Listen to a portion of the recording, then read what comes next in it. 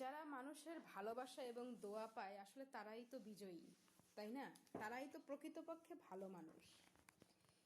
জিতে গিয়েও যারা হারটাকে মেনে নিয়েছে, এটা আসলে তাদের উদারতা এবং ভালো মনের পরিচয়।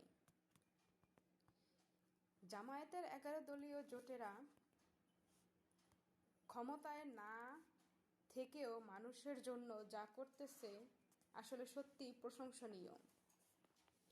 যেমন জামায়াত প্রার্থী আমিনুল হক মাদ্রাসার বাচ্চাদের মধ্যে সাইকেল উপহার দিয়েছে। যারা এই রমজানে 5 ওয়াক্ত নামাজ পড়েছে তাদেরকে সে সাইকেল উপহার দিয়েছে।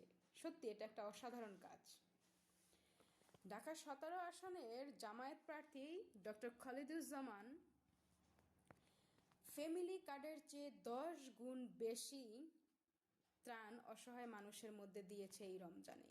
জামায়াতের আমির চীনা রাষ্ট্রদূতের উপস্থিতিতে প্রায় 1000 পরিবারের মাঝে ফুডপ্যাক দিয়েছেন।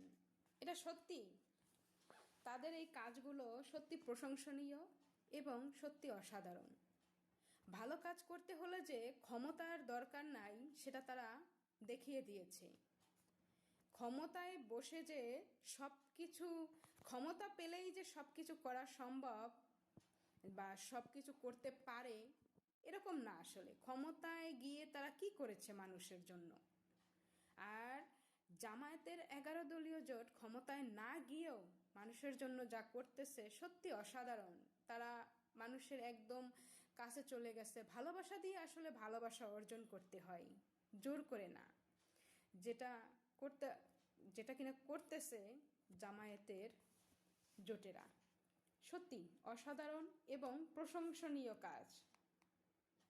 যে তারা বাংলাদেশের মানুষের কথা চিন্তা করতেছে, অসহায় দরিদ্র মানুষের কথা চিন্তা করতেছে, সবার খোঁজ নিচ্ছে, তাদের সাধ্যমতো চেষ্টা করতেছে, সাহায্য করতেছে।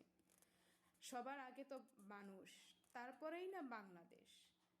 বাংলাদেশের মানুষ যদি সুখে থাকে, শান্তিতে থাকে, তাহলেই তো বাংলাদেশ সুখে থাকবে, শান্তিতে থাকবে। নচেৎ কিসের বাংলাদেশ?